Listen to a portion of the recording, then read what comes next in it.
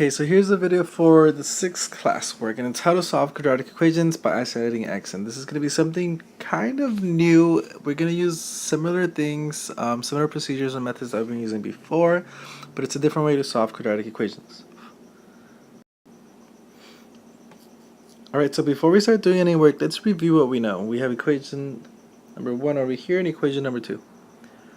Obviously, equation number 1 is a little bit easier, so what can you do to get x by itself? Divided by 4, divided by 4, you're going to get x equals 3. Pretty easy, right? What about over here? You have to do a step before that. You have to get x by itself, so you need to get rid of the 5 first. You're going to be left with 3x equals 7, sorry. Divided by 3, divided by 3, because you want it, this is 3 times x, so you're going to do divide by 3, cancel that out. X equals 7 over 3. It's okay, you got fractions, will live. But anyways, you have one method over here that's easier, and the other one, one example that's easier, one example that has one more step, but it's still not that bad. So now, let's go on to the next one. Review part 2. What's the square root of 9? Now remember, this is asking for what two numbers multiplied by themselves equal 9. I think most of us know that one of them is 3. However, we always forget about the other one. Square root of 9 is also negative 3.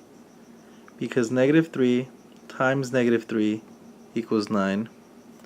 And over here, 3 times 3 equals 9. So square root has two numbers. It always has a positive and a negative. Now let me clear a few things up.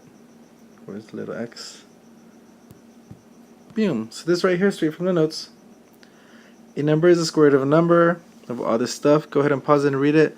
Take a good look at it. The whole point that I want to get you to realize is that right here, for example, 3 squared equals 9, negative 3 squared equals 9. The two square roots of 9 are square root of 9 equals 3 and square root of 9 equals negative 3. So don't worry about that.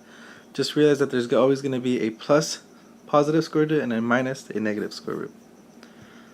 Now let's go into the big part. Now keep those in mind. I'm going to leave them up there. Solve the equation 4x squared equals 12. Very similar to the example we have over here. How would you do that? Well, the first step we did over there was divide by 4, so we still want to do that. Divide by 4. Divide by 4, cancel that out. You're going to get x squared equals 3. What do you think you want to do next? If you have an x squared, take the square root of it. Square root of that. Square root of that. Because if you look at that, what's the square root of x times x? Remember, you look for the pairs, you take one out. It's just going to be x. However, over here, you're going to have plus or minus square root of 3. So again, it's kind of like multiplication and division are opposites. Addition and subtraction are opposites. Square roots and numbers squared are opposites. So that's how you can get rid of those. So on the left, take the square root, and on the right, take the square root, and don't forget the plus or minus. So our final answer here was x equals plus or minus square root of 3. Alright, so here's another example that looks very similar to the second one we did in the first slide from the slide before. 3x squared plus 5 equals 12. First thing you want to do is get x by itself. Minus 5, 3x squared equals, this cancel out. What's 12 minus 5? Positive 7. Next thing you want to do to get the x squared by itself, divided by 3. Cancel those out, so you're going to be left with x squared equals 7 over 3. So we isolated the x. We got the x by itself. It's pretty much the first step. We got that down. Second step, you change the color, take the square root of both sides. These are going to cancel out, so you're going to be left with x equals square root of 7 over 3. Did I forget something? Yes, I did. Plus or minus square root of 7 over 3. Don't forget that plus or minus. That plus or minus is going to be key. That's going to make everything make sense. So x equals plus or minus square root of 7 over 3. So in this next slide, I'm going to review the summary of it and tell you what we pretty much just did.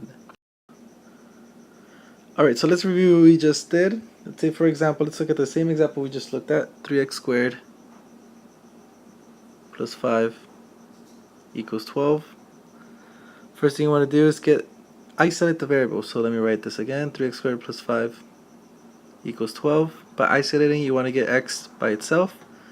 Do all the math. I know you all know how to do the math to get x by itself. Divided by 3, divided by 3, x squared equals 7 over 3. So you got the first step done. Second step, take the square root of the entire thing. So of the left side and the right side, the 2 and the square root are going to cancel out.